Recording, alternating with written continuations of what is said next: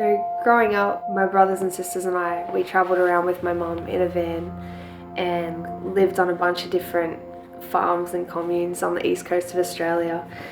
We never had TVs, we never had new toys, we never had new books. I didn't go to school, we never had fancy clothes or nice food, but I really believe that upbringing has been the biggest reason why I've been so successful as a fighter, because I grew up being in uncomfortable situations, and I grew up going without. This is why I can diet, because I grew up living on rice and coconut milk, and that was it. So I really feel that my biggest personal power as an athlete and as a professional fighter is that I've been in every situation before. I've had to do things on my own, and I've had to go out of my way to find the things that I need and hunt down the resources that are going to make my life a little bit easier. And I really don't see anything stopping me from being successful, because I've already been everywhere.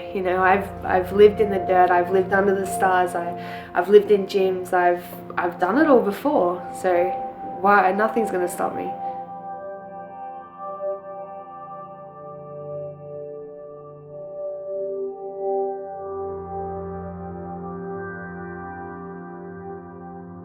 My name is Jessica Rose. Most people know me as Jessy Jess.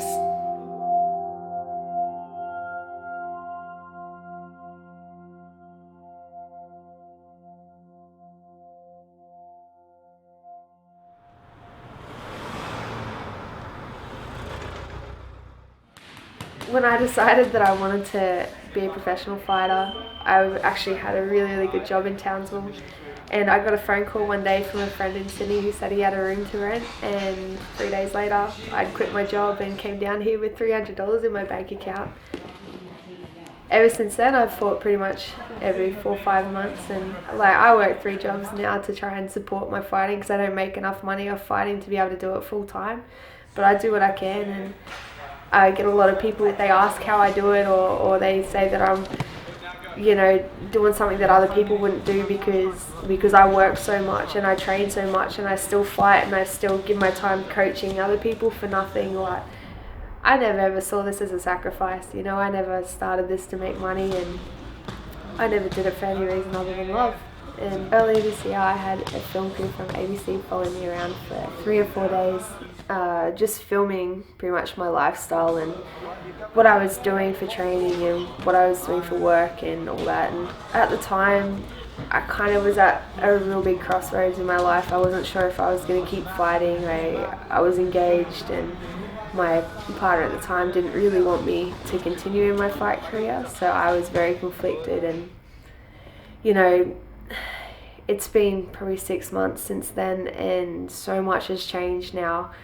I'm living in Sydney. I ended that relationship. I found an amazing group of people to train with, and the people around me have really helped reignite my love for fighting, and it wasn't until I got back to Sydney that I realised how much I was missing this from my life. And on the Gold Coast I was miserable, and I'm so happy that I did it. I'm so happy about every change that's happened in my life since then, and I couldn't think of anything that I would change now.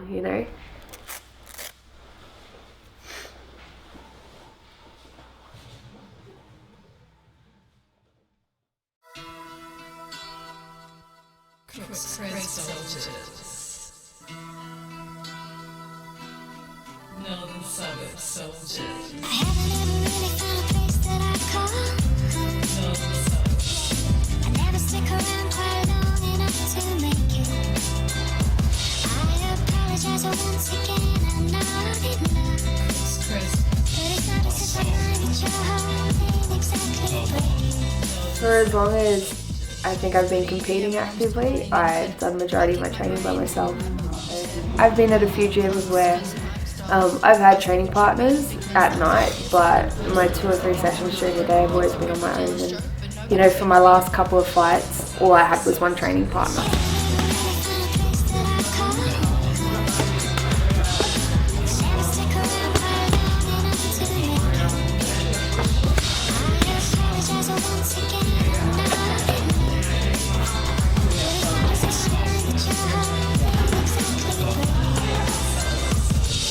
since I've been down here in Sydney and having a good team behind me, it's made me realise the importance of like still being able to motivate yourself to get in the gym when no one else is there, and you know, put in the hours on the road or put in the hours on the bag, or you know, do your dummy drills with for your wrestling. But it's so important to have just a really good team around you of people who not only are willing to put their bodies on the line for your fight prep, but you know, are going to be there when you're upset or be there when you're happy, and who aren't going to judge you if you have a shitty day, or you know, aren't going to make fun of you if you walk off the mats crying at the end of the sparring session. And She's crazy, man. She's crazy.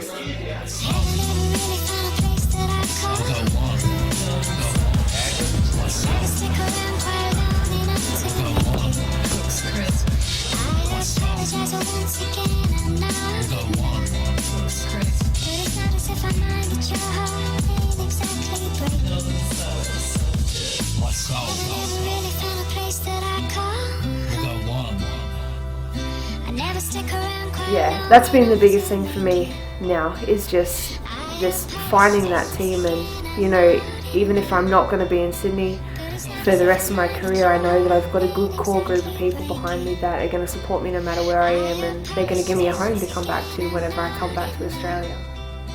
But it's not as if I mind that your heart ain't exactly breaking.